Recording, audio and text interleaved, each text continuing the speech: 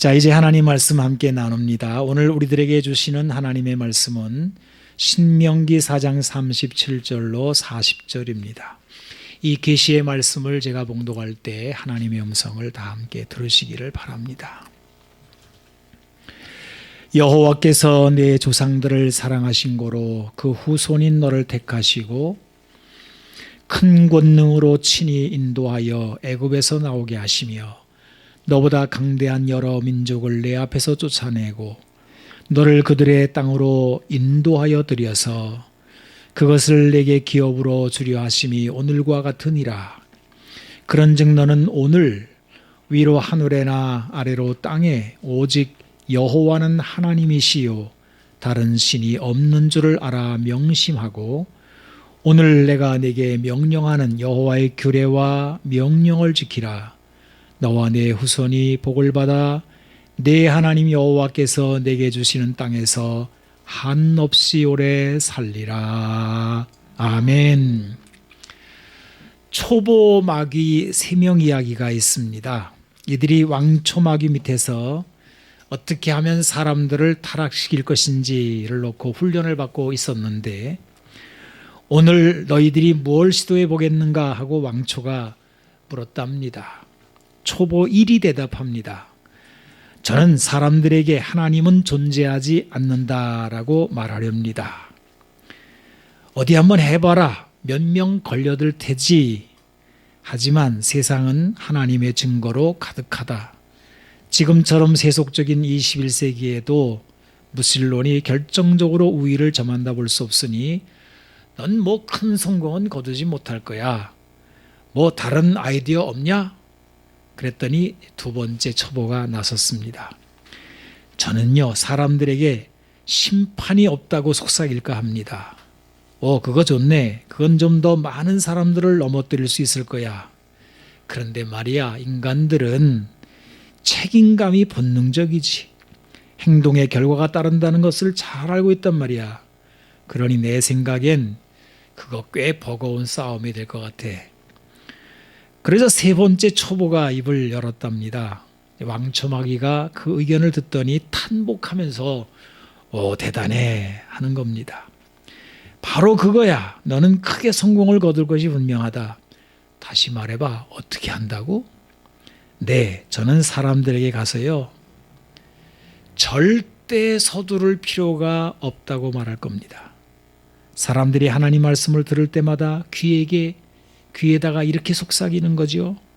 이거 다 좋은 말씀이지. 지당한 말씀이야. 너도 언젠가는 들은 말씀대로 해야 될 거야. 하지만 일단은 내일로 미뤄두자고. 이렇게 말입니다. 여러분, 아무리 좋은 것도요, 내일로 미뤄버리면 의미가 없다는 것을 마귀가 잘 알고 사람들이 이 함정에 잘 빠진다는 이야기입니다. 참 김 빠지고 얄미운 말이기도 합니다. 거울나라의 앨리스에서 붉은 여왕이 앨리스에게 이렇게 말을 하지요. 어제도 내일도 잼을 먹을 수 있지만 오늘은 절대 안 돼. 이거는 영원히 먹을 수 없다는 뜻입니다. 우리는 과거를 기억하고 있고 미래를 예측할 수 있는 능력이 있는 사람입니다.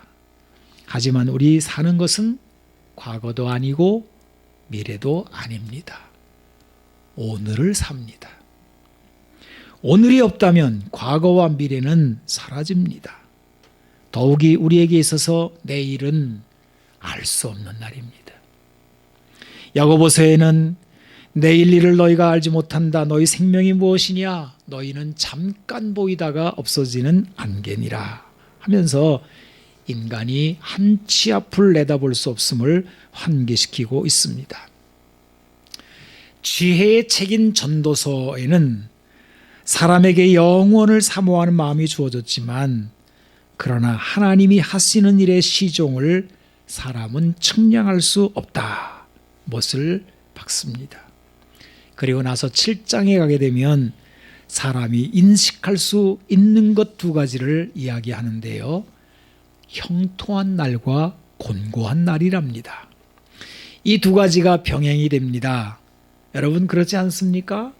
사람은 그 누구든지 잘 될 때 형통한 날이죠. 그리고 안 될 때 곤고한 날이 있는 것입니다. 언제나 누구이든지 이 두 가지가 인생사로 펼쳐집니다. 그런데 이렇게 말씀을 해놓고 이런 말씀이 뒤따릅니다. 사람이 그의 장래일을 능히 헤아려 알지 못하게 하셨느니라. 내일 일, 장래사 우리는 모릅니다. 아무리 잘 나가도 또 아무리 곤고해도 사람이 생각한 대로 살거나 죽지는 않습니다. 그것은 우리 손에 달려 있는 것이 아닙니다.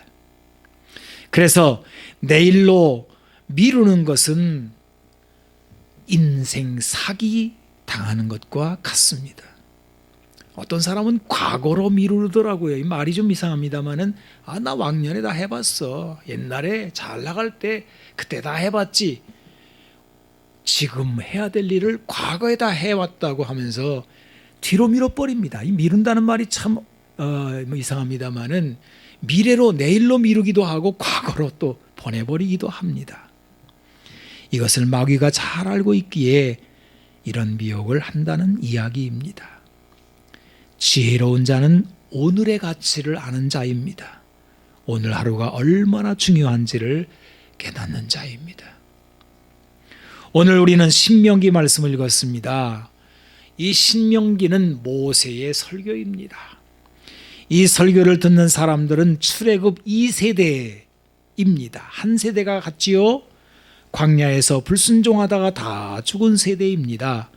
단지 여호수아와 갈렙 두 사람만 살아 있습니다. 모세는 가나안 땅을 앞두고 새로운 세대인 이스라엘 백성들에게 유언 같은 설교를 하고 있습니다. 설교의 내용은 광야 40년 동안 있었던 사건을 되돌아보며 앞으로 가나안 땅에 들어가 살 믿음에 대한 말씀입니다. 과거와 미래가 다 나옵니다. 하지만 신명기 말씀의 중점은 과거의 이야기나 앞으로 들어갈 미래의 땅, 가나안 땅에 있지 않습니다. 모세가 과거와 미래를 들추는 이유는 오직 하나, 바로 오늘이라는 삶에서의 믿음의 포인트가 있습니다. 그래서 이 신명기에는 오늘이라는 단어가 반복하여 나옵니다. 제가 얼마나 많이 나오는가 하고 살펴보았더니 자그마치 70번, 70절 이상이나 오늘날이라는 말이 계속 나오더라고요. 모세가 오늘이라고 하는 단어에 담고 있는 내용을 제가 좀 읽어보겠습니다. 오늘 나는 너희에게 여호와의 명령과 규례를 선포한다. 하나님이 이스라엘 백성들과 맺은 언약은 지나간 부모와 맺은 것이 아니라 오늘날 여기 살아있는 우리와 세우신 것이라. 너는 오늘날 이 말씀을 마음에 새기고 지켜 행하여라. 내가 오늘날 복과 저주를 너희 앞에 둔다. 오늘날 여호와를 내 하나님으로 인정하라. 오늘날 하나님을 떠나 독초와 쑥의 뿌리가 너희 중에 생겨 마음이 완악할까 함이라. 등등 계속하여 나옵니다. 이 오늘날, 오늘이라는 말이 얼마나 자주 나오는지 관용어처럼 들릴 지경입니다. 모세의 설교는 온통 오늘이라는 말로 도배가 되어 있습니다. 모세는 오늘 말씀 듣기를 요청합니다. 오늘 순종하기를, 오늘 하나님과 동행하기를, 오늘 선택하는 복과 저주가 그대로 내일을 결정함을 말씀합니다. 모세에게 있어서 신앙의 결단에 내일은 없습니다. 오직 오늘이 있을 뿐입니다.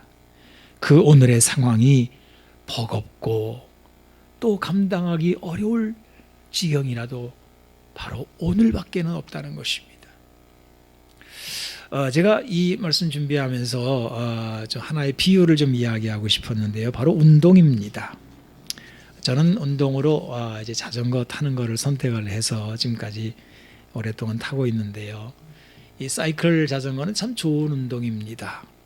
근데 이 자전거가 한 가지 좀 단점이랄까요? 뭐 제약이 좀 따르는데요. 그것은 밖으로 나가야 하기 때문입니다. 그래서 이제 비가 와도 못하고, 뭐 미세먼지가 많다고 그래도 좀 주저하는 마음 생기고, 뭐 그렇습니다. 추워도 못하고, 더워도 못하고, 바빠도 못합니다. 그래서 이런 핑계 저런 핑계 다 만약에 대고 따른다면은 1년에 손꼽을 정도만 타게 돼요. 그래서 자전거를 타는데 이렇게 뜨문뜨문 타게 되면은 운동 효과가 별로 없답니다. 효과를 보려면 무조건 타야 합니다. 그날의 날씨, 컨디션, 뭐 기분 이런 거 상관없이 타야 한다는 거예요.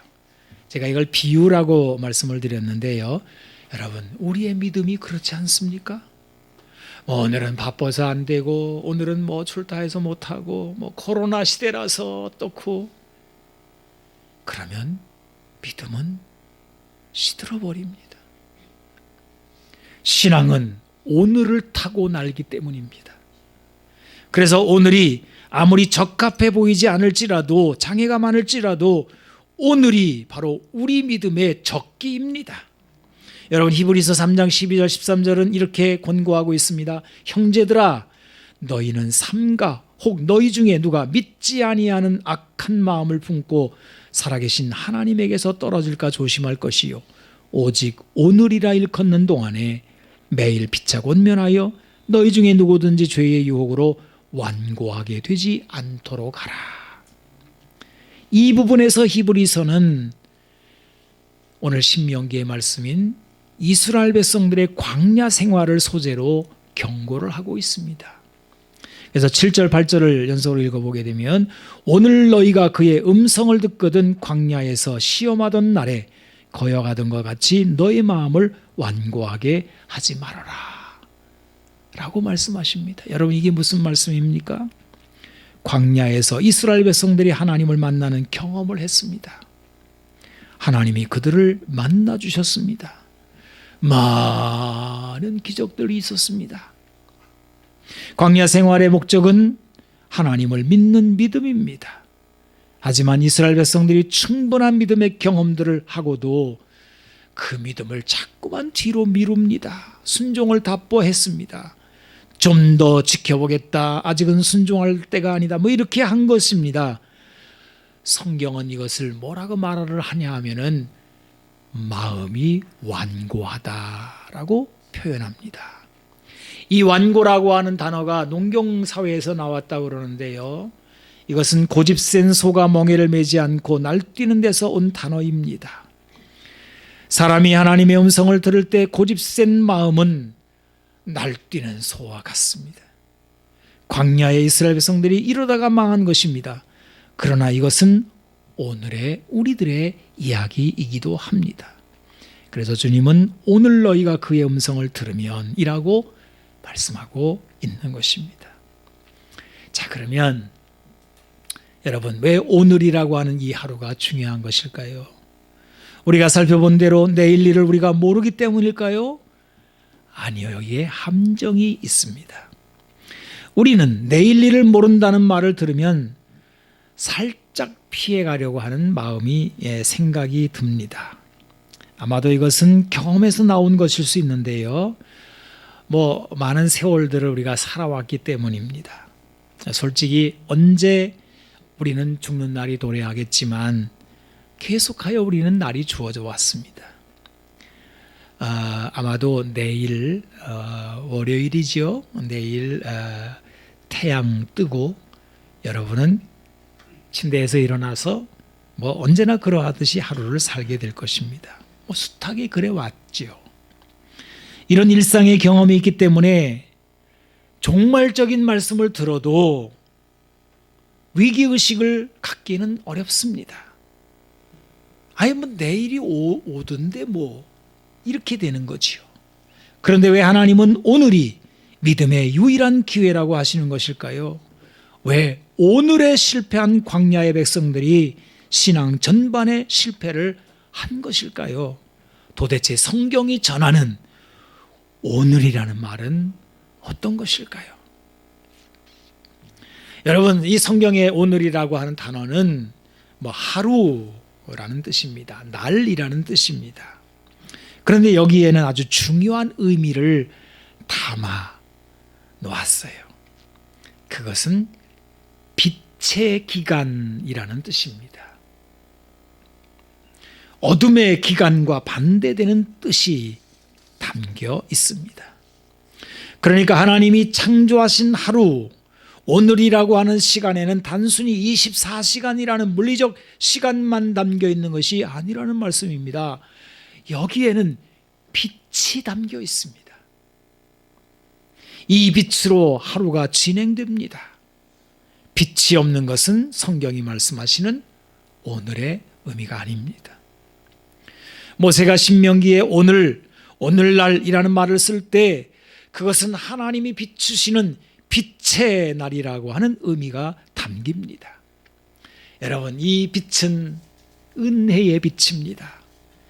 이 빛은 저 태양이 비추는 빛을 말하는 것이 아닙니다. 하나님을 아는 빛이요, 하나님이 일하시는 시간을 의미합니다. 어둠에 반대되는 개념이지요. 이 어둠이라고 하는 것은 이 죄악을 상징합니다. 미움과 살인, 탐욕과 정욕, 마귀의 지배, 이런 것들을 어둠이라고 불러요. 여러분, 성경에서 한번 어둠을 찾아보십시오. 참 끔찍한 일들이 많이 나옵니다. 이 어둠에 사람들이 걸려 넘어졌습니다. 하나님을 대적합니다. 결국은 이 어둠이 사람을 멸망으로 이끌어갑니다. 제가 요한일서 말씀을 좀 읽어보겠는데요. 2장 9절로 11절, 또 11, 그리고 요한복음 11장 9절 10절, 요한복음 12장 35절에 36절, 연속으로 한번 읽어보려고 합니다.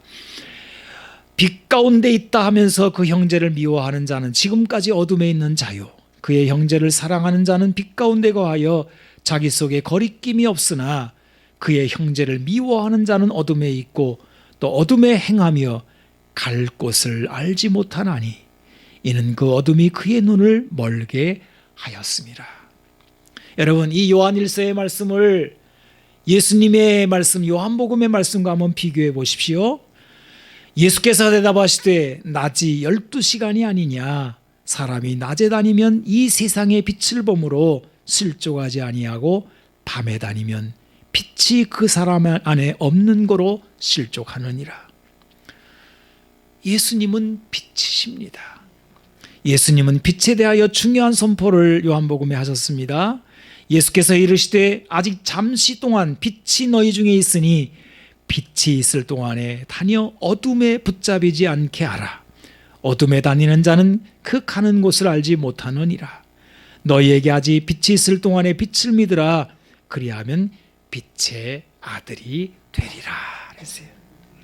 여기 우리가 주목해 봐야 될 말씀이 뭡니까? 빛이 있는 동안에, 이런 말씀입니다. 성경이 말하는 오늘이라는 단어에 담겨 있는 뜻입니다. 여러분, 하나님께서 이 빛을 우리에게 주셨습니다. 바로 세상의 빛이신 예수님입니다. 에베소서 5장 8절에 너희가 전에는 어둠이더니 이제는 주 안에서 빛이라. 데살로니가전서 5장 5절로 9절은 이렇게 말씀합니다. 너희는 다 빛의 아들들이요 낮의 아들이라. 우리가 밤이나 어둠에 속하지 아니하나니 그러므로 우리는 다른 일과 같이 자지 말고 오직 깨어 정신을 차릴지라. 자는 자들은 밤에 자고 취하는 자들은 밤에 취하되 우리는 낮에 속하였으니 정신을 차리고 믿음과 사랑의 호심경을 붙이고 구원의 소망의 투구를 쓰자. 하나님이 우리를 세우심은 노하심에 이르게 하심이 아니요 오직 우리 주 예수 그리스도로 말미암아 구원을 받게 하심이라 그랬어요. 여러분, 우리가 예수님과 함께하는 그날이 빛의 날, 은혜의 날입니다. 그런데 예수님은 이 빛이 있는 동안에 라고 말씀하셔요. 이것은 빛이 사라질 수 있음을 의미합니다. 바로 내일이라는 뜻입니다. 그래서 내일이 두려운 것은 이 빛이 사라지기 때문입니다. 그러면 나에게 내일이라는 시간이 첫날 주어져도 어둠에서 헤매게 될 뿐입니다. 날마다 의심하며, 날마다 불순종하며, 날마다 미움과 더러운 욕망에 사로잡혀 결국 어둠 속에 뱅뱅 돌고 그날이 그날 같고 허무에 빠지고 우울하고 사는 의미도 없고, 그러다 보니까 점점 더 자극적인 것만 추구하게 되고, 이러다가 그냥 멸망의 나락으로 떨어져 버리는 거예요. 성경이 말하는 빛의 날은 오직 오늘, 주님이 일하시는 날, 빛이 비추이는 그 시간뿐이라는 것입니다. 여러분, 지금 예수님은 우리들에게 이 빛을 비추어 주고 있습니다. 이 빛은 하나님이 오늘이라고 하는 하루에 담아 놓으신 놀라운 선물입니다. 이 선물이 우리에게 있는 동안에 믿음을 세우십시오. 순종하십시오. 사랑하십시오. 우리에게 내일은 어둠의 날입니다. 이때가 되면 아무리 발버둥 쳐도요, 하나님을 만날 수 없습니다. 사람이 손쓸 수 없는 때인 것입니다. 그래서 이사야 선지자는 이렇게 선포합니다. 너희는 여호와를 만날 만한 때에 찾으라. 가까이 계실 때에 그를 부르라. 사도 바울도 동일한 선포를 합니다. 우리가 하나님과 함께 일하는 자로서 너희를 권하노니 하나님의 은혜를 헛되이 받지 말라. 이르시되 내가 은혜 베풀 때엔 너에게 듣고 구원의 날에 너를 도왔다 하였으니 보라, 지금 은혜 받을 만한 때요, 보라, 지금이 구원의 날이로다. 기도하겠습니다. 하나님, 우리에게 오늘을 주심을 감사합니다. 빛이 비추이는 시간입니다. 하나님이 일하시는 시간, 오늘을 우리가 살고 있음을 감사합니다.